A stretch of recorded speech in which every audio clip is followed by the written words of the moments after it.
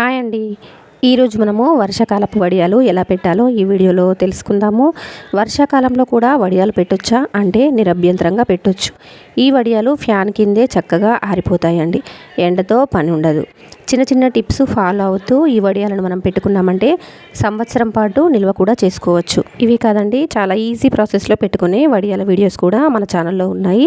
వాటిని నేను కింద డిస్క్రిప్షన్లో ఇస్తాను, ఒకసారి మీరు చెక్ చేయండి. మరి ఈ వడియాలను ఎలా ప్రిపేర్ చేసుకోవాలో మనం వీడియోలోనికి వెళ్ళిపోయి తెలుసుకుందాము. మరి దీనికి కావాల్సిన పదార్థాలు ఏంటో, మరి ఎలా ప్రిపేర్ చేసుకుంటే ఇవి సంవత్సరం పాటు నిల్వ ఉంటాయి కూడా చూసుకుందాం.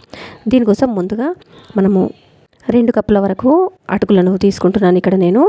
మీరు అటుకులు పేపర్ అటుకులైనా పర్వాలేదు, అలాగే మీడియం సైజ్ అటుకులైనా పర్వాలేదు, ఏ అటుకులైనా పర్వాలేదండి. మరి 2 కప్పులు నేను ఇక్కడ తీసుకుని దూరగా వేయించుకుంటున్నాను. చూసారు కదా, ఇలా కొంచెము రంగు మారితే మరి అటుకులు అనేటివి చాలా క్రిస్పీగా అయిపోతాయండి. చేతితో నలిచినా కానీ ఇలా క్రిస్పీగా ఉంటాయి. ఇలా అయ్యేంత వరకు మనము వేయించుకున్న తర్వాత వాటిని పూర్తిగా చల్లారబెట్టేసుకొని ఒక మిక్సర్ జార్లోనికి తీసుకొని మెత్తటి పౌడర్ లాగా మనము మిక్సీ పట్టేసుకోవాలండి. అయినా దీంట్లో మరి అటుకుల పలుకులు ఉండకుండా చక్కగా దీన్ని అంతా కూడా జల్లించుకుందామండి. మనము ఈ అటుకుల పొడి అనేది మనకు మెత్తగా ఉంటేనే అప్పడాలు అనేటివి చాలా బాగా వస్తాయండి.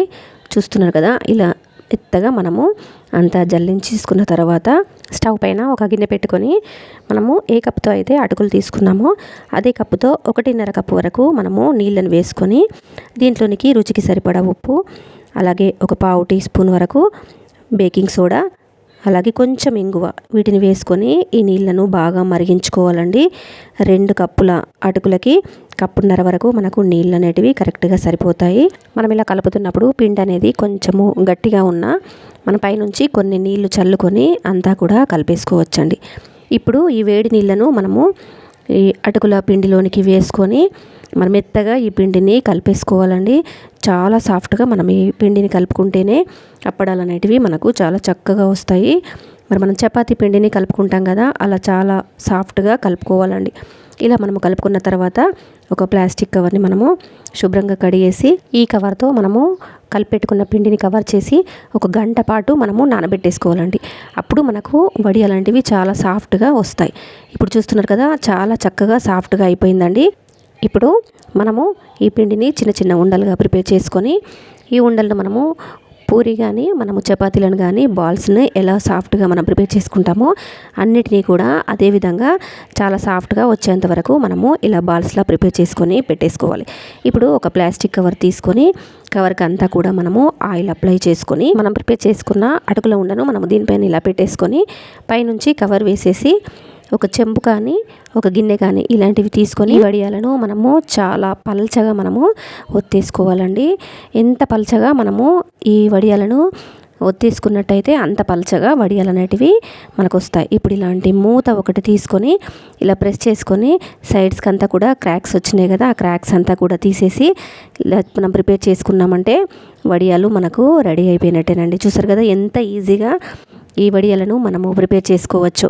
వర్షాకాలంలో కూడా చాలా చక్కగా ఫ్యాన్ కిందే మనము ఆరబెట్టేసుకోవచ్చండి. ఎండలో కష్టపడాల్సిన అవసరము ఎంత మాత్రము లేదు. ఈ వడియాలను మీరు కొంచెం మందంగా ఒత్తుకున్నట్టయితే ఆరడానికి ఎక్కువ టైం పడుతుందండి. అంతేకాదు మనకు తినేటప్పుడు కూడా మందంగా ఉంటే అంత బాగుండవు. కాబట్టి చాలా పలచగా మనము ఈ అప్పడాలన్నిటినీ ప్రిపేర్ చేసుకోవాలండి. మిగిలిన వాటన్నిటినీ కూడా చాలా ఈజీగా ఇలా ప్రిపేర్ చేసుకున్న తర్వాత ఈ అప్పడాలన్నిటినీ ఫ్యాన్ కింద ఆరబెట్టేసుకోవాలండి.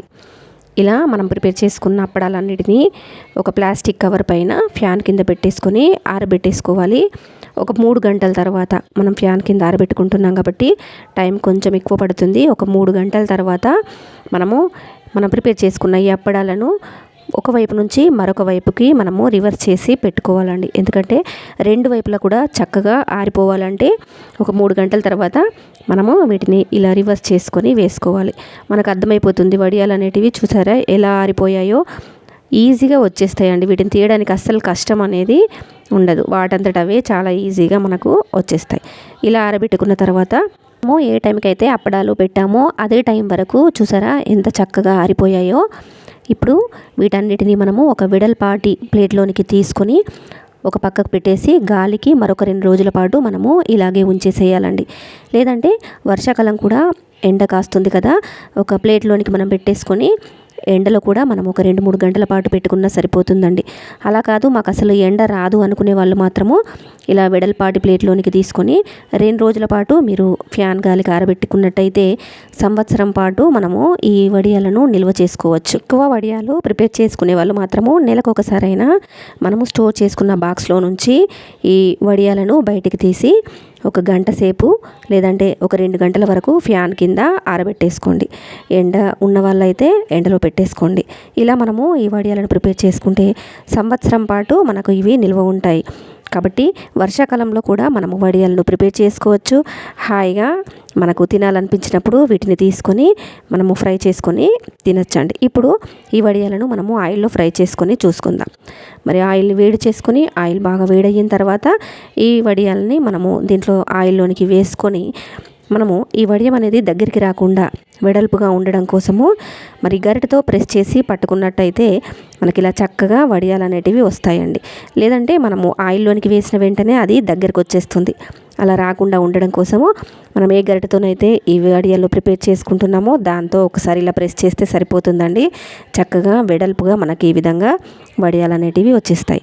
చూసారు కదా వర్షాకాలపు వడియాలను ఎలా ప్రిపేర్ చేసుకోవాలో. ఈ వీడియో మీకు నచ్చినట్టయితే ఒక లైక్ చేయండి, షేర్ చేయండి. ఇలాంటి మరిన్ని రెసిపీస్ కోసం నా ఛానల్ని సబ్స్క్రైబ్ చేసుకోండి. Thank you for watching this video.